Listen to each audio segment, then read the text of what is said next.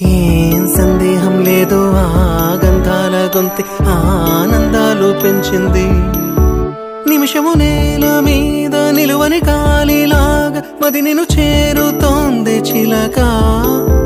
తనకొక తోడులాగా వెనకనే సాగుతోంది హృదయము రాసుకున్న లేఖ. ఏం సందేహం లేదు ఆ అందాల నవ్వే ఈ సందళ్ళు తెచ్చింది. ఏం సందేహం లేదు ఆ కందేటి సిగ్గే ఈ తొందరలు ఇచ్చింది.